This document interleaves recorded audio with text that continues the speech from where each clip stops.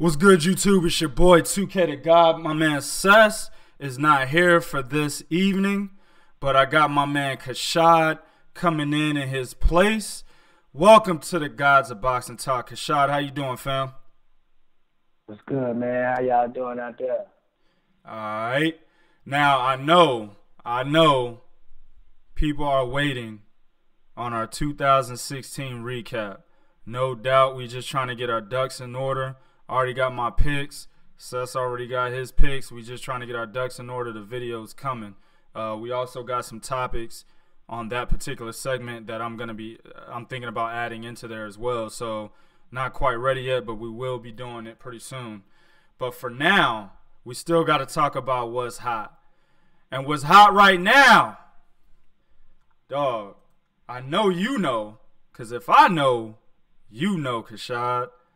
Bob Arum talking about Manny Pacquiao versus Australia's Jeff Horn is a good fight for boxing, and it's possible for April 23rd. Now, Pacquiao's last fight was just against Jesse Vargas, and a lot of people had problems with that matchup because Jesse Vargas lost 11 straight rounds to Timothy Bradley, whom Pacquiao beat in his fight before the Vargas fight, right?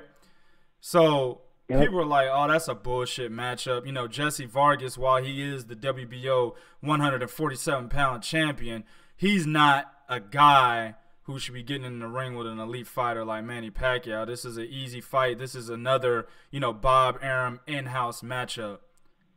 But then we got a guy whose biggest name on his fucking resume was probably his last fight against Ali Funeka. And Ali Funeka, you know what I'm saying? This nigga was like, did he even make it past contender or prospect? You know what I'm saying? In his career, I don't know if he's ever been a champion, dog. I gotta look it up right now. You know what I'm saying? Yeah, I've never heard of him. Man. He's never been a champion, dog. He never made it past contender. You know what I'm saying? He lost pretty much fights in South Africa. You know what I'm saying? And that pretty much stopped him from being contender. His biggest fight, or the biggest name that he fought that people know him for, was Joan Guzman and, of course, Nate Campbell. He lost by split decision to Joan Guzman. He fought him twice. He had a draw with him. Then he lost by split decision. And then Nate Campbell, he lost him by majority decision. That's the only reason why motherfuckers know who Ali Funeka is, if they know him. You know what I'm saying? And Jeff, I mildly remember him now that you said Nate Campbell. I mildly remember that. Yeah. He was a tough South African cat, but he never really had the skills to be anything beyond a contender. Not even really prospect. He's a fucking C-level fighter, and he's just getting older. He's 38 years old now, so he's declining from C-level. You know what I'm saying? And Jeff Horn just knocked him out this past December. So that's the biggest name on Jeff Horn's resume. But for some reason, he's a good fighter for Pacquiao. Man, what you think about this, fam? Well, I'm going to start by saying this is Bob Arum. This is a routine he's done before. If you think about it with the Chris Algieri fight. Yep. Chris Algieri is well educated. This is a guy, from what I know, he's Australian. He's a teacher. I guess a model citizen over there, you know what I'm saying? Clean cut. I don't technically know his nationality or whatever, but white, I guess. Yeah. Bob Arum just gonna dress it up. The fight in itself is just Bob Arum just buying for time for like a Mayweather or somebody else. A Marquez, old, refurbished fight. I know he wouldn't dare put him in with Bradley again, but I mean, I don't know. I don't know, bro. I don't think he can. I don't think he can, man. I don't think he can. I think the last Bradley fight was performed so poorly that he wouldn't do it again. Yeah. Because there would be no upside to it. There were a lot of undercard names on that fight, and nobody came out. So what if he put it on? What if he put it on? What if, because he's not with HBO anymore, right? What if he put it on? He got a deal with some network and put it on regular television. I think he would do well with that. The fact that it was on pay-per-view is why it didn't do so well, in my opinion. Well, when you think about it, the pay-per-view model nowadays, I guess success is measured by a million buys. Whoever, determines that number to be it. Mm-hmm. But a million buys, so if a million pay-per-view buys is what you're aiming for, how many free buys is considered a success? You know what I'm saying? Right. Like the ads, the viewership, like what's the mark? What's the target? Pacquiao here asking for 20 million. You know what I'm saying? So what's the target on regular TV? And I wasn't even gonna mention that bullshit. One thing about this channel, man, rumors circulate a lot, and a lot of people like to jump the gun and talk about shit, that hasn't really happened yet. This particular on this channel, motherfuckers talking about 20 million, man, and Pacquiao standing firm on 20 million for Crawford is junk. That's junk journalism for me, in my opinion. I'm not gonna talk about that. In my opinion, yeah. Not to cut you off, man. Yeah. I always thought that Manny Pacquiao was getting $20 million, like because every report that I saw, like I thought he was getting that. So I just thought like.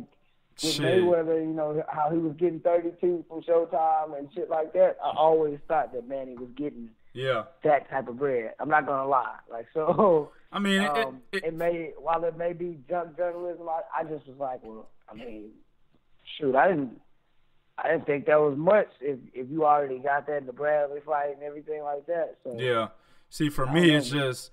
To me, it's common sense. If he's getting 20 mil, what the fuck is Crawford gonna get? Who's the number 3 pound for pound fighter in the world? I mean, he's only 2 titles away from unifying at 140. He just had a huge fight in 2016 where he became, recognized by the world as the best 140 pounder. He's undefeated. He's young. What is he gonna get if Pacquiao's getting a guaranteed 20 million and Bob Arum is having trouble? Actually getting people to buy his fights anyway on a pay-per-view format. I mean, if Pacquiao's getting 20 million, that means Crawford would be getting like 1 million, and it's impossible, for him at his status at this point in time for him to only take home 1 million in this kind of fight. That's why I think it was dumb to even report on something like that, unless it actually went down. You feel me? And to that, I say, I always thought this dude was getting $20 million. So it's always been before that Bradley got 6. He got 20. Or Marquez got 4. Man, he got 20. Well, I mean, now that it's coming out that Manny wants 20 for this Crawford fight, it's not hard for me to believe that. It kind of paints the picture, or one could deduct that Manny never got 20. If that was what was being reported, and obviously he never got it. Well, the difference I think that's the difference is they had a major network pushing them back then. They don't have that anymore. It's Bob Arum doing it himself now. So that's the difference. They were able to get the money to be able to support that type of requirement or that request from Manny Pacquiao and his team. So now it's just Bob Arum doing it himself. There's no way that nigga gonna get 20 million. You know what I'm saying? To fight a guy like Terrence Crawford. It's basically priced himself out. That's why I didn't even fucking talk about it. But to your point about Chris Algieri, I think that's a little different because at least Chris Algieri fought Ruslan Provodnikov, who at the time was the WBO champion at 140, and he beat him. No. Don't compare resumes, man. I gotta cut you off. Go ahead. Don't compare the resumes. I'm talking about the opponent. Got you. The image that they're making. Like, got you. Chris Algieri was marketed as this college grad who was going to fight Manny Pacquiao. Got you. Okay. Jeff Horn is marketed as this Australian educated teacher about to fight Pacquiao. Like that's why he should fight it. Like he's a badass. He has an education and he fights. He started late, just like Chris Algieri started late. Word. Look where he's made it. Hometown hero versus country hero. Word. It's the same type of thing. I'm not talking about resumes, but okay, it really they're the same build up. They're the same mirage, the same image. Manny Pacquiao just taking down this clean cut era a person. You trying to gravitate and get that audience. You know what I'm saying? I agree with you 100%. And one of the biggest things. One of the biggest reasons why this shit doesn't surprise me, Bob Arum actually trying to push this fight. They've already got a date set. He just basically said that all they're waiting on is Australia to be able to raise the money, or at least Jeff Horn's team anyway, to be able to raise the money for the fight to be held in Brisbane, Australia. If they can do that, the fight is on. That's the only thing they're waiting on. And this shit doesn't surprise me because as soon as Jeff Horn knocked out Ali Faneka, Bob Arum slid up in there and was like, go ahead and sign this motherfucker right now. Well, the only reason why he would do that is so he could get more, how do I say, lamb for the slaughter. You know what I'm saying? Before he actually really cashes out on Manny Pacquiao. So I knew he was signing Jeff Horn so he could put him in his stable and have him fight against Manny Pacquiao. You agree with that? I agree with that, man. I agree with that wholeheartedly. And another thing I like to add to that, if you think about it, this character that they're bringing into and is not gonna fail when you because that audience that he's trying to bring over. Well, first of all, let me go back. Let me retract that statement. I don't know how this is gonna sell because I don't know how Jeff Horn, how popular he is in Australia. Hey, I don't know if he's a Ricky Hatton type character in his native land. So let me take that back. I don't want to be on the record, sounding like no sucker with that. But word. Well, the American educated white man ain't buying this fight. Agreed. It's because they don't know who Jeff Horn is. So, and that's why they're having to fight in Australia. They're trying to get away with this cherry pick ass opponent. That's why they're having it there. So I mean that's the smart thing to do if I'm Bob Arum, and that they're playing the whole route of Manny Pacquiao's getting older. He's primarily been in the U.S. for all of his fights, and in the most recent years we've been moving him all around the world. Get the fuck out of here, dog. You're doing that because you can't get the money you were once getting by marketing Pacquiao just in America. You can't do it no more. Plus, you don't have a stable to be able to do that. You try to keep everything in-house. You ain't got no 140-pound killers out there, exception of Crawford. And Crawford will really retire Manny Pacquiao. So you don't want to go that route, really. You know what I'm saying? That's like the last fight for Pacquiao, the very last fight, when we know that Pacquiao is no longer being pimped by Bob Arum. When he puts him in there with fucking Crawford, that's when we know Pacquiao's really going to retire from the sport. You know what I'm saying? So, I mean, it's obvious what he was doing here for me. You know what I'm saying? If this fight gets made, I probably won't watch it, just like I'm not going to watch Cotto Kirkland. I think these are all bullshit-ass fights to start off 2017. But it is what it is. Jeff Horn, he really believes he could beat Manny Pacquiao, and his main reasoning is because of his youth. He's 10 years younger than Manny. Manny's 38. He's 28. Feels that he could beat him just basically because of that. And, Manny Pacquiao, apparently, according to Bob Arum, he jumped at the idea of fighting a Jeff Horn after only watching a couple videos of him. So that tells you right there. He knows what's up with the cherry pick. Fuck out of here with this bullshit, man. Next! You mentioned something about his last fights, man, before we go on. Go ahead. Manny Pacquiao retired, man. For him to have retired a year ago, these dates are being set up and scheduled so intricately, down the timeline. You see what I'm saying? How did he retire and have these dates set up? He ran for the Senate. He won the Senate.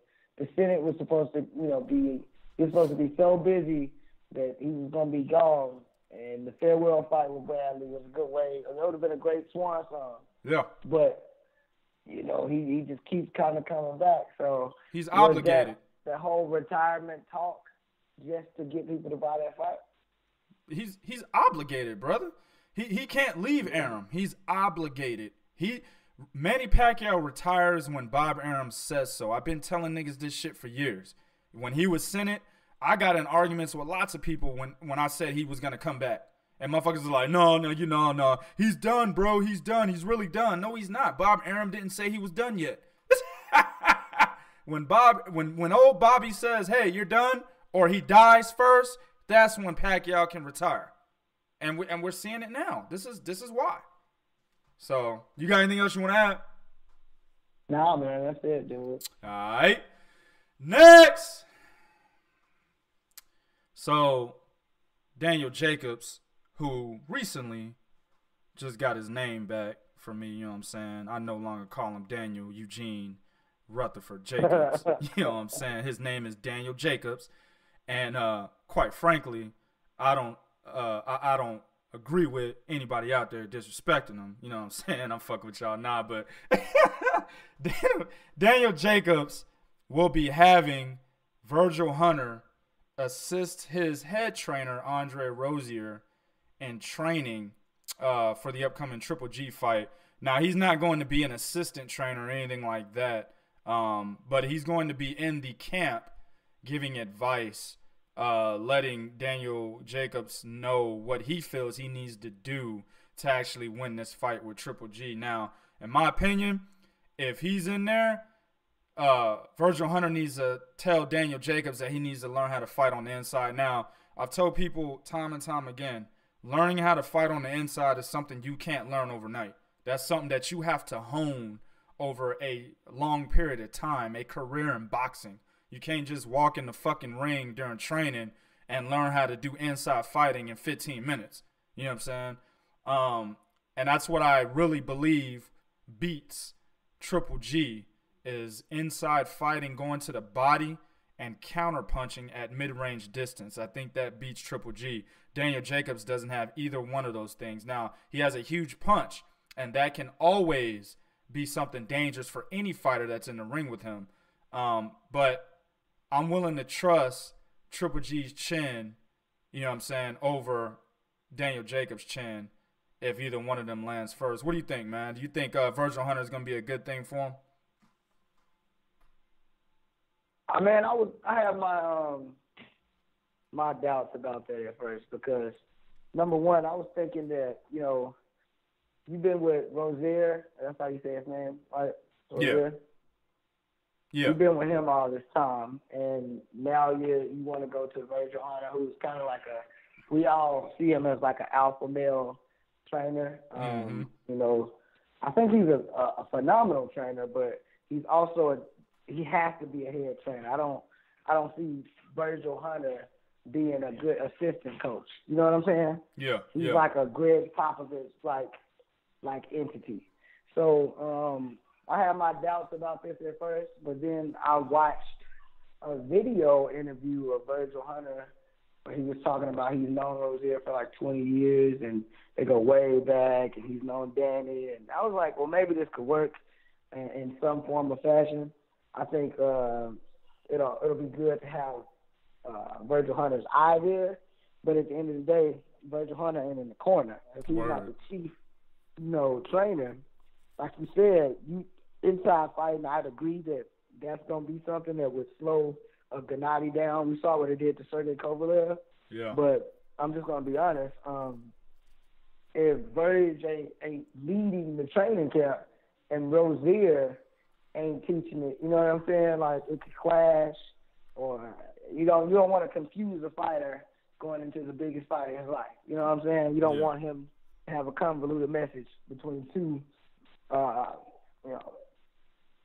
guess, respectable trainers, for lack of better words. But I think Jacobs, it's good to go there, but I mean, it also could show GGG could read something from it. Like, he could read that, like, it's fear. You know what I'm saying? This could, I don't know if it could be a bluff, but if I was Gennady, I'd look into it like, his trainer ain't even fucking confident. He said he was. He only had him at 195% ready, not 200. Shit. Box. I'm about to get him. So, this move could prove deadly, especially if somebody like Gennady, if he proves he's a crusher in this one and he comes out and does him, I mean, more power to him. Danny Jacobs will be the best name on his resume at the division. But if Danny can stick him and show that he ain't gonna lay down, I think it'll be a good fight, man. But Virgil Hunter being in that corner, it just depends on what Rozier has him there for. Yep. And that's how I measure the success. If Rozier needs him to, be a coach for him because he turned into the coach off the water boy, because the highlights is going to end ugly for him. Well, yeah, I agree with you 100%. I can't knock Rozier. A lot of people have been knocking Rozier for this decision. I mean, I don't know. I don't think it was Rozier's decision. It could have been. Or it could have been Daniel Jacobs' decision. Usually the fighter is the one that actually chooses his camp. So that's how you know he's scared, though. If it was the fighter's decision, it's like, well, yeah. But either, yeah, you're right. Either or, I can't really knock them for going to get an elite trainer such as Virgil Hunter to see what insight he could bring, because we just seen him viciously coach a losing Andre Ward to a dramatic victory against one of the biggest boogeymen in the sport, an undefeated boogeyman at Sergey Kovalev. So, I mean, shit, I would do the same fucking thing. He's kind of fighting. I mean, Triple G doesn't have Kovalev's style or anything like that, but he's also a boogeyman in sport. So he could be there for, motivational purposes. But my thing is he needs to be there, like you said, he needs to be there for the right purposes. If he's just there teaching them shit that he really doesn't need to learn for this particular fight, well, then he'll be null and void. There'll be no reason for him to be there. But if he's there for the right things, as I had stated earlier, with the inside fighting, the being able to punch from mid-range distance, he also needs to work on his fucking defense. Dane Jacobs has no defense. That's another problem. When you have no defense and a weak chin, and you're fighting a power puncher that has excellent accuracy from mid-range distance on his hooks, man, bro, it's not a good thing for him. You know what I'm saying? So there's a lot that can be worked on.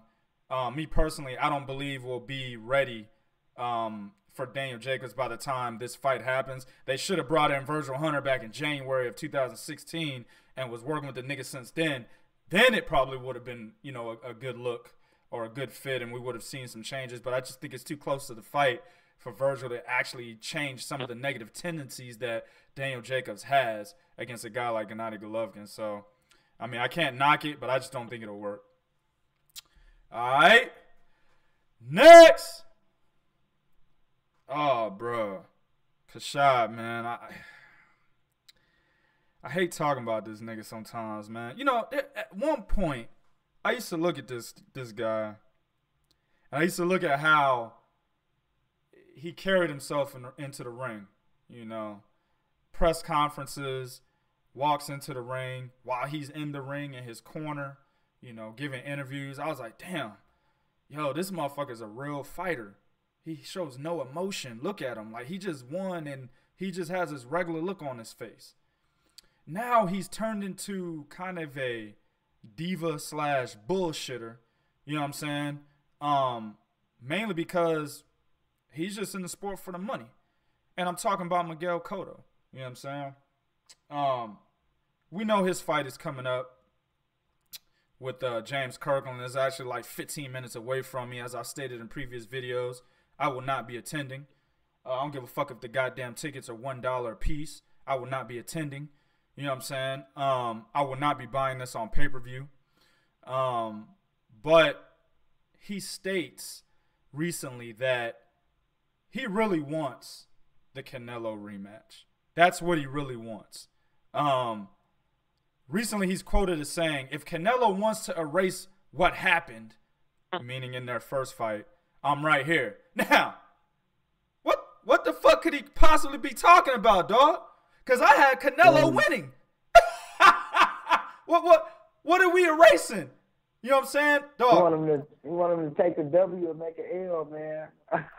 You know what I'm saying? Like, what the fuck are you talking about? Look, he did good, Kashad. He looked good in the fight. That's why I hate him not fighting other good fighters at 154. That's why I hate him calling guys like Marquez, Tim Bradley, Lamont Peterson, Yuriorkis Gamboa, you know what I'm saying, entertaining fights with all those guys who've never been at 154 and trying to fight them at 154 within the 154-pound limit after he looked good against Canelo.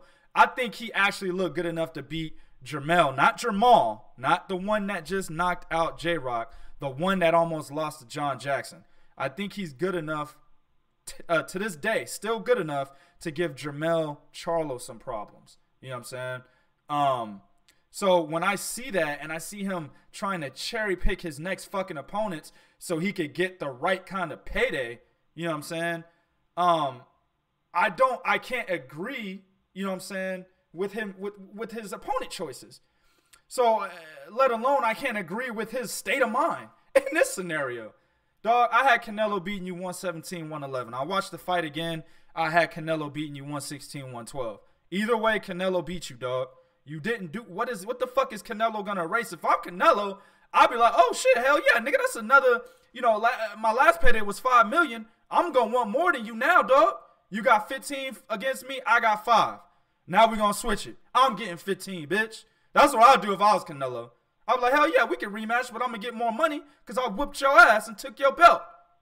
Man, get the fuck out of here, Cotto. Look, bruh. You didn't beat Canelo. Now, I know there's a lot of Puerto Ricans, Boricuas out there that think Cotto won. Okay, whatever. But, come on now, dog.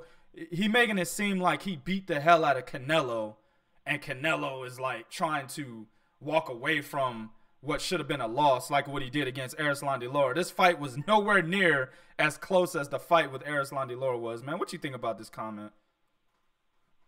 Man, I honestly, Miguel Cotto is looking out for Miguel Cotto because Miguel Cotto has Miguel Cohen. Yeah. That dude is funny, man, how he talks. But I think Cotto needs to. I mean, he's been so used to being the B side that he is in like he's drunk off needing to be the A side. Good point. So it's like I really think he's searching for. He's on a scavenger hunt for a B side. So yeah. he wants a Marquez. He wants somebody who he can say, you have to do this, you have to do this, you have to take that, you have to take that. Yeah. But I mean, he lost to Canelo. I had it 116-112 the first time. I do think Cotto was throwing punches and landing, and you know both landed nice shots, but Canelo's were more effective, and Canelo's was he was too large for him. So yeah, he kind of stayed center. He controlled the ring, even though Cotto was able to elude him a lot, and he didn't really expose Canelo's inability to cut the ring off. We know he couldn't cut the ring off. So I mean, it was a good fight. Would I watch a rematch? I mean, I wouldn't mind it. I'll watch it. Climate of everything right now. Canelo's already out here picking anybody he wants to fight. Yeah. So you mentioned that Canelo beat his ass and took his belt. Well, I mean, he dropped the belt right after that too. So it's not like I wouldn't even, that's straight disrespect. If I was Canelo, I wouldn't even be bringing belts into it, man. It's like you use that to make yourself the A side. Speaking of in terms of Cotto, but then you lost. Yep. And then you've been kind of in career purgatory since. That's why I said. Fight, I'm not gonna buy it like on pay-per-view, but I'll watch it. Yeah. Kirkland has Ann Wolf. People forget that dude only lost like what 2 fights, 3 fights. He just can't stay out of jail or whatever nonsense he's been into, and promotional issues. Let me stop you right there, bro. Didn't he go to jail for something? He went to jail twice, and he had promotional issues. But look, see, a lot of motherfuckers like to say that he's got Ann Wolf, and I always direct those people to go watch the fight. The fight with Glenn Tapia. Go watch. That's the last fight that Kirkland had where Ann Wolf is in his corner before the Canelo fight. He looked like shit. Now, granted. Yeah, Tapia almost had him out. Yeah, exactly. He's not. It doesn't. At this point in Kirkland's career, Ann Wolf will not teach him the things he needs to get back on track. It is a mental issue now, dog. When you're mentally not into boxing anymore, It doesn't matter what you do physically. You understand what I'm saying? He's going to go. Now, the only reason why I say he has a chance in this fight is because Miguel Cotto, he's possibly mentally checking out himself because all he fucking cares about is getting a big payday. That's why he's not looking at anybody at 154. Hell, that's why he had this goddamn fight at a fucking 153-pound catch weight. Absolutely no reason for this fight to be at a catch weight. Kirkland is at 154 already. You know what I'm saying? So that's what I'm telling you. He's already possibly mentally checked out himself. And then Kirkland actually agreeing to this 153-pound catch weight bullshit tells you that he really doesn't give a fuck no more. He's just trying to get paid. You see what I'm saying? So he's trying to be the A side, man. Cotto's trying to be that A side. He would have made it 152 and a half if he could. Yeah, they tried to have it at 152. It was gonna. I was just bullshitting, and you just brought that up. Yep. It was gonna be at 152, but they negotiated at 153. I mean, come on. Basically, in my opinion, this is a fight between two fighters who have mentally checked out. They don't give a fuck about the fans, and they don't give a fuck about the sport. They only care about money. That's why I will not be supporting it. You know what I'm saying? But as I said earlier, that's why I think Kirkland has a chance in that fight. But I still think Miguel Cotto, based on how he looked against Canelo, if he brings that into the Kirkland fight, he wins easily. You know what I'm saying? So, I don't know, man. I'm pretty much done with Miguel Cotto. You know what I'm saying? Because I know why he's still fighting. And I don't support that. I legacy over money any day, because if you get your legacy right, the money will always come in the back end. You know what I mean? So Cotto's already got his legacy, no doubt about it. You know, he's the first Puerto Rican to be a champion in 4 different weight classes. His legacy's there. He's a surefire Hall of Famer. So why is there any more reason to box? It's because he needs the money. He told us himself after he got dusted by Austin Trout, when his wife on camera asked him to retire, he said, "What do I know? I don't know nothing else." That just told you why this nigga still boxes. You know what I'm saying? So it is what it is. Next, and the last of this segment, and I'm going to try not to go too much into this shit, man. I'm going to just give y'all a background, man. I plan on doing a What's Hot. I mean, not a What's Hot, but a The God Speaks segment on Oquendo himself. You know what I'm saying? I don't understand what the fucking fascination, and Kashad, if you know, let me know, dog. I don't understand the WBA's fascination with Oquendo. If you guys haven't already heard, a day ago, the WBA ordered Oquendo versus Shannon Briggs. Now, this isn't even a surprise to me, because I said that Oquendo would be the next guy stepping in whenever Lucas Brown was popped hot again by Vada.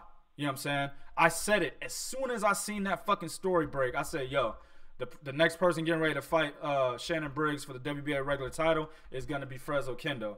And then a week or two later, I think it was 2 weeks ago, he got popped. 2 weeks later, they're announcing it.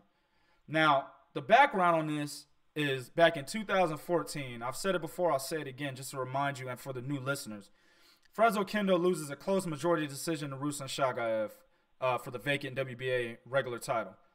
Ruslan Shagaev then goes on and fights Lucas Brown last year. He loses to Lucas Brown. In lieu of that, the WBA was like, well, we disagree with the majority decision that Ruslan Shagaev got over Oquendo. So Oquendo, regardless of you not being the #1 mandatory challenger, the #1 ranked WBA challenger anyway, you will be the mandatory regardless, right? So Lucas Brown beats Ruslan Shagaev. The WBA upholds their promise and says, all right, we're ordering Lucas Brown versus Oquendo, right? Lucas Brown pops hot for the first time back in March, gets his title stripped. The title automatically gets awarded to Ruslan Shagaev. Well, here comes his name again. WBA orders Ruslan Shagaev versus Oquendo Part 2. Ruslan Shagaev said, well, I'm old. I'm going to go ahead and retire. Here's your belt. All right. WBA takes the belt back. Oquendo was sitting on ice for a second because after that, the WBA ordered Lucas Brown versus Shannon Briggs. the ranked number 3 versus ranked number 5 in the WBA respectively, even though Luis Ortiz was number 1, but that's a whole nother story. They ordered that. A couple weeks before that fight, Lucas Brown pops hot for a second time in 2016. And now, after one day, we are hearing Frez Oquendo's name again. I don't understand why they feel like they need to move Frez Oquendo into that mandatory spot whenever they have the opportunity. I don't get it. This motherfucker, I'm looking at the heavyweight rankings right now. Frez Oquendo is number 5. Number 3 is Alexander Ustinov. Why not Alexander Ustinov, Shannon, Briggs? Number 2 is Vladimir Klitschko. Number 1 is Luis Ortiz. In my opinion, Luis Ortiz should be fighting for this belt. But they've already promised him the winner of Vladimir Klitschko, Anthony Joshua. Okay? So why not Ustinov, Briggs? Ustinov recently came out and said he wants the winner of Briggs Oquendo. But he should be getting the fight right now. Man, what the fuck is this shit, man? Kashad, can you shed some light, dog? I mean, number one, I'll say that the legit WBA belt is vacant, right? Yes, sir. So, and then Luis Ortiz was stripped of the regular WBA belt, right? He was stripped of the interim. Okay, so he was the interim. Yeah. So then Shagayev and Brown and everybody, they jumbled the regular one, right? Yeah, Shagayev and Brown, yep.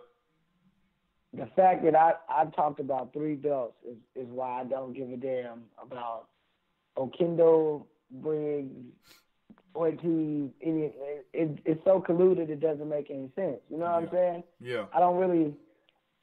It's hard to get up and be excited, but I don't care if Briggs is fighting Ustinov. I don't care who he's fighting. There's so many belts that who is the champion. They can have a full tournament in just their sanctioning body. This is the thing, though. Let me add this real quick before you continue.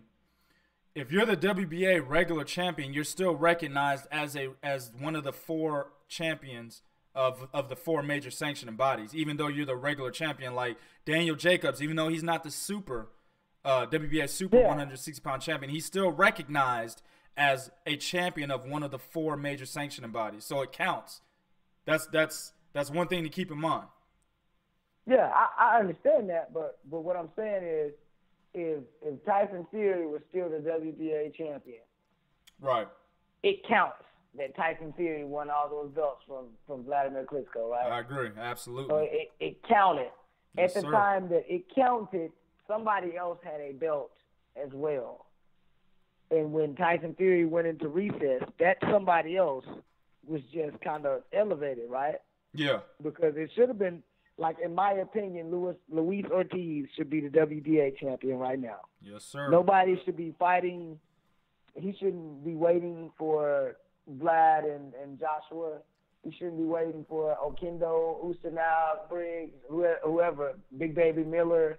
Nobody. He should be recognized as one of the 4 champions. It should be Wilder. It should be Ortiz. It should be Joshua and Mal Parker. Yeah. But it's not. And that's why I don't care. Like the WBA is just hard to get up for their fights, in my opinion. It's like you just follow the lineage of the division instead of these sanctioned body belts. Yeah. It kind of makes no sense. So Oquendo may be like Bradley with the WBO. Bradley gets more shots. He's gonna hang his hat out when he retires. I was a six-time champion, and 4 or 5 of them was the same belt, same division, just playing ring around the road in your promotional company. Yeah. So yeah. I mean, he's not really fighting for the lineage of the division or to unify. He's just okay doing what Oquendo is doing with this interim regular recognized belt. Well, the problem I have is this. Let's say Shannon Briggs beats Frez Oquendo, which I think he will if this fight actually goes down. Shannon Briggs will now be recognized as a 2-time champion, 2-time heavyweight champion. He was the WBO champion back in 2006, and then if he wins this, he will be recognized as the WBA champion. That's the problem. They get accolades off of this shit. Ruslan That's what Shagaev and I don't Lucas like it. Brown will go down in heavyweight history as heavyweight champions now. Having the interim belt, you don't go down as in heavyweight history as a champion or former champion. But having the regular, you do. So that's why it matters. You see what I'm saying? That's why these matchups matter. Because we're giving the belt. I mean, look at Shannon Briggs is 45 years old. He's fought 9 bums. He's fought 9 bums, dog, in a row. Okay? Oquendo is 43 years old. And the nigga's last fight was July 2014 when he lost to fucking Ruslan Shagaev. You telling me if he fucks around and beats Shannon Briggs that he deserved the opportunity to go down in history as a fucking heavyweight champion? And he's never been a champion before. He's been a boxer, professional fighter since 1997. And he's lost all his opportunities at a title. So if he beats Shannon Briggs in this colluded ass, bullshit ass matchup, he will go down as one of the former heavyweight champions in boxing history. I think it's bullshit, man. That's why it matters. It's just a weird matchup. I don't really care to watch it. I mean, Yeah. go Shannon Briggs, American heavyweight, very great at marketing himself. I think he's the best at doing it now, especially doing it at his age. That says a lot too, because he's connecting to a lot of millennials. Yep. But I mean, I don't care. It's like let's- so many belt holders. At least with the WBO, you have one WBO heavyweight title. They got two. They got a With the super WWE. champion. They got a super champion in the WBO now. I mean, those super champions are just people. I think money makes you a super champion. Absolutely. So Look at I look don't at Triple even G. read into those. Yeah, I don't even read into those. Like, well, look at Floyd. When Floyd was a super champion, like, Yeah. I mean, Well, shit. He of course At held least the lineage down, but At they least- made him the super champion so he could kind of keep those belts, promote those bodies, and fight who he wanted to, not to fight their contenders. Absolutely. I agree 100%. I'm gonna put it in even better perspective before I end this video.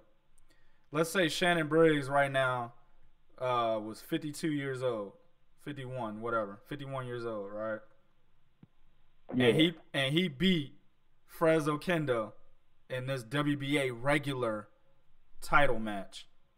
He will then be the oldest heavyweight champion in boxing history if he was 51 years old. That's what I'm saying. This is still recognized as one of the major 4 major sanctioning bodies that have champions, man. If you have the WBA regular, you're still recognized. That's why I think this is a major problem. You know what I'm saying? So Yeah, it is a problem, definitely. yeah, this is something like this needs to go to Luis Ortiz. It should have been Luis Ortiz's shot, 100%. I have anybody who disagrees with that, man. Y'all motherfuckers y'all just don't like Luis Ortiz. It's straight up. You know what I'm saying? He's done everything he needs to do to become that mandatory challenger for the WBA regular title. He's actually at number 1 and been at number 1 for a while now. So it should have been his shot. How did he get stripped? You know how he got stripped? I don't know. I don't know why they stripped him. Actually, that's a fucking mystery. Yeah, I heard it was because he didn't fight Ustinov. But then in his next fight against Malik Scott, they give him the fucking WBA Intercontinental title. So what they did was they said, all right, we're gonna strip you the interim, but you're gonna fight for the WBA Intercontinental all at the same time. It makes no sense. You know what I'm saying? Yeah. I wonder what's going on with that, because that's real fishy. Yeah. You would think that he would have just been elevated, like, I don't know, like Keith Thurman with the WBA, I guess. Yeah, they gave the interim belt to Manuel Char. He's got it now. So Okay. I don't know. The WBA is on some shit, B. I might do a fucking segment on them niggas. They crazy, dog. They on some shit right now, B. Like I had mentioned earlier that in that movie, The Great White Hope, we didn't know nothing about it. The movie came out back in 1995 with Samuel L. Jackson and Damon Wayans. You know what I'm saying? Yeah, We didn't know what we were looking at, right? But back when Samuel L. Jackson was talking to Cheech Marine, they were shooting pool, and Cheech Marine was the CEO of one of the major sanctioning bodies. And of course, Samuel L. Jackson was the big time promoter. He was actually playing Don King, but not really saying it was Don King, right? He was talking to Cheech Marine, and he was like, "Yo, I want to have what's the guy's name? The white boy, the Great White Hope. I can't remember his fucking name in the movie, but they wanted him to be in the rankings so that they can actually sanction the fight as a title fight, right? And so they can make the max amount of money they can just basing the fight off of racism, right? And Cheech Marine was like, man, I can't get away with doing that because the white guy, he hasn't been a professional fighter yet. He only fought in the amateurs. You know what I'm saying? He's like, I can't get away with doing that. Samuel Jackson said, well, what do you want? What is it you want that I can make you do this? You want money? You want hoes? You want power? Cheech Marine was like, I want power. And Samuel L. Jackson was like, all right, motherfucker, you fired. Meaning he had the CEO of the fucking organization on his payroll, right? He said you fired. Yep. Cheech Marine was like, all right, fuck it, I'll take money and hoes. And then he put him in the rankings. This is the same shit that we're seeing with Bob Arum and the WBO. The WBO is clearly on Bob Arum's payroll, right? He's doing the same shit that Samuel Jackson was doing. But see, we didn't know this when we were watching the Great White Hope. Or the Great White Hype. They actually had elements of what happens in reality in the sport of boxing in the fucking movie. You know what I'm saying? So this is possibly what we're seeing with the WBA. I mean, it's crazy, man. It's crazy talk. You got anything else you want to add to this, fam? Nah, that's it, man. You covered it all, and I just don't even care to talk about it. Word life. All right. We're going to go ahead and conclude this segment right here. YouTube, let us know what you think about a lot of these topics, man. Do what you do in the comments section. Shout out to my man, Sus. I want to thank my man, Kashad, for coming in. As usual, man, one of my favorite guests. Appreciate him. Do what you do. YouTube in the comment section would be real. This is real talk for real fans. One.